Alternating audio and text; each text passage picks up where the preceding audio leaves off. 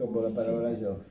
En realidad, cuando hubo esta eclosión, sobre todo, claro, hubo mucha publicación que tuvo poca difusión. Yo también pensaba hablar de la literatura argentina, que se escribió mucha literatura que sería queer actualmente, pero hasta Mujica Lainez, hasta Manuel Puig, que fue la eclosión, pero ya en los 70. Pero siguiendo en el ámbito español, realmente lo que tuvo Tusquets fue hacer una edición con corrida vertical de calidad y que tuviera gran difusión porque se entregaba un premio y todo eso. Hay de todo, ¿eh? Bueno, en ese momento había como dos líneas fuertes. Esto es importante señalarlo porque ahora en este momento prácticamente se desconoce. Había dos líneas fuertes en erotismo. Una es una línea francesa. A mí me influyeron siempre las mujeres. A mí, por ejemplo, Marguerite Yourcenar y Marguerite Duras son para mí referentes absolutos. Y Marguerite Duras tenía un libro que se llama La Maladie de la Mort, El mal de la muerte, que para mí me marcó completamente, me partió de arriba abajo. Y siempre vuelvo a Marguerite Duras. Y entonces este era un erotismo mucho más sugeridor, mucho más un erotismo muy poético al mismo tiempo, aunque explícito. Y después, en un momento determinado, yo traduje La carne, la muerte y el diablo en la literatura romántica, el Prats, el famoso Prats, que es un estudio sobre el sadomasoquismo, en realidad, en el romanticismo decadente. Y en la tradición inglesa, por esta cuestión de la corrección inglesa, había una tradición muy inclusive en la realidad, de coger estas chicas pobres irlandesas que estaban por Londres, los hombres las ponían en unas salas encojinadas, las ataban, las torturaban y tal. Y eso es una rama de la literatura que a mí nunca me gustó, pero que era mucho más sadomaso. Eso también pasó a Estados Unidos, ¿no? Estas dos líneas, cuando a veces hablan, yo digo, yo pertenezco al erotismo de la línea francesa, porque estaba más marcado por eso. Ahora, evidentemente, hace poco hay una autora canaria que vende muchísimo y que tiene unas descripciones absolutamente... Bueno, claro, también aquí hay una discusión entre lo que es erótico y lo que es pornográfico, ¿no? Que hay gente que dice que hay una cuestión de clase, digamos, que la pornografía es pobre y es de gente pobre y el erotismo es de gente más acomodada. Pero al mismo tiempo hay una, ¿cómo se dice? Hay una cosa que tú cuando empiezas a leer te das cuenta por dónde va esta persona, ¿me entiendes? Cuando empiezas a leer tú dices esto es muy fuerte, como decía ella, y entra en un tipo de literatura que yo no haría. Ahora, lo que quiero decir también que cuando uno escribe novela erótica, prácticamente en cada capítulo tiene que haber una relación sexual, es como que es exigido, ¿me entiendes? No puedes pasar un capítulo rezando, que los personajes estén rezando y no haya nada. En ese rezo tiene que haber esto de alguna manera hace una diferencia de lo que es la novela, lo que sería la poesía. Dijiste que en el rezo tiene que haber un incendio.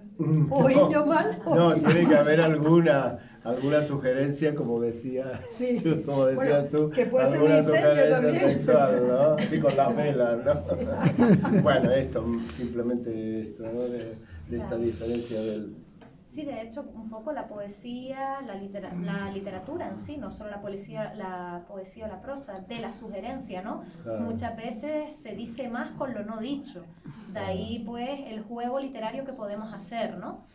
Hemos hablado de la forma y ahora yo creo que podemos indagar un poco más y la tercera pregunta puede ser sobre el contenido, porque yo creo que independientemente de que cada uno de ustedes tiene una voz propia, de por sí, cuando nosotros escribimos un texto, cobra vida por sí mismo solo, ¿no? Como La muerte del autor de Roland Barthes. Pero antes de que le demos vida y que cada lector lo pueda interpretar, ustedes han formado, han pensado y han escrito sobre un contenido, por lo tanto sobre un paisaje.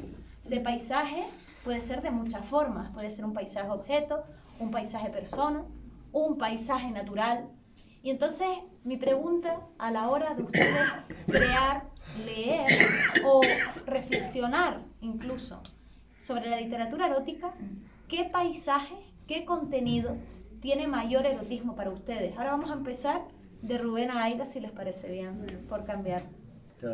Bueno, yo después en el 99 edité una novela que se llama De vidas encastradas, que relacionaba, bueno, yo primero no era una novela erótica, tenía contenido erótico, pero me centré en la vida de los castrados en Nápoles en el 1700. Yo había vivido en Nápoles y cuando en ese momento era dificilísimo encontrar noticias, porque después salieron películas sobre castrados, Farinelli y todo eso. Entonces yo en los 90 intenté relacionar en Nápoles, porque en Nápoles había mucho,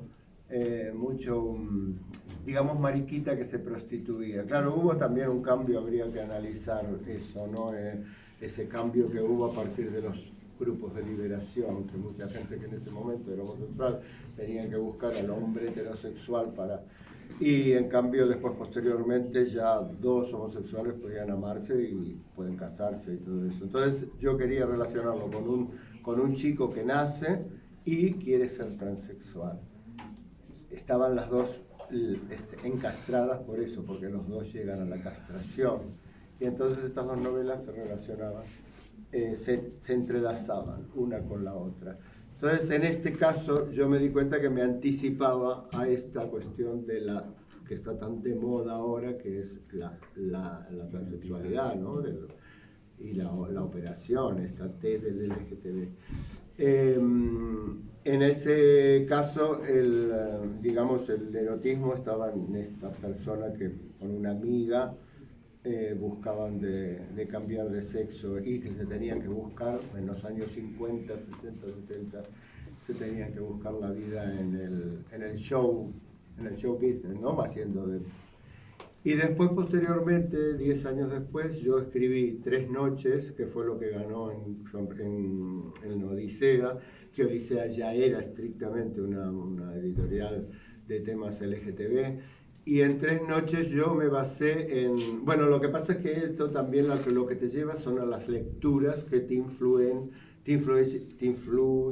para escribir. Yo leí una cosa también que me parece maravillosa, que se llama La Casa de las Bellas Durmientes, de Kawabata. Y un argentino me dijo, lee Kawabata. Y estos son unos señores ancianos que duermen con unas chicas jóvenes en unas camas, como de alguna manera para recuperar la juventud. Y entonces yo a partir de eso, de Kawabata, escribí Tres Noches, que es un anciano que duerme con un chico joven que está dormido. Y ellos, después uno se da cuenta que después de estas 3 noches una persona explica por qué puso un contacto. Y el anciano, a partir del contacto con el cuerpo del joven, va hacia atrás recuperando la memoria de todo lo que pasó, hasta llegar a la eclosión del nacimiento. Fue una novela que yo la escribí en estado de gracia totalmente, esas cosas que las escribes en una semana, que te parecen maravillosas, que la mandas a un concurso y al cabo de unos meses te llaman y te dicen, mira, ganó el premio y te la publicamos y tal.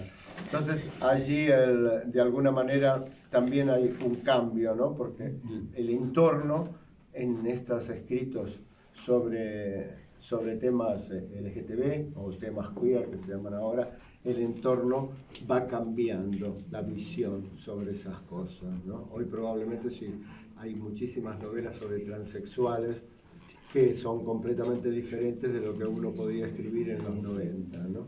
Bueno, más o menos esto es lo que hay para no... Rosario, ¿qué paisaje? El paisaje, sí. Tiene mayor erotismo. Para mí el paisaje que me atrajo enormemente fue el cine. O sea, para mí no hay mejor paisaje que el cine clásico. O sea, yo cuando de jovencita iba al cine y veía aquellos abrazos, yo siempre he dicho que hay actores del cine clásico como podría ser Robert Taylor en aquel entonces, aquellos románticos, es que abrazaban, ¿cómo se llamaba? ¿No ves la memoria? ¿Cómo se llama ese actor que que potencia las armas. A ver, ¿cómo? Ay, Luis, ayúdame. Chato.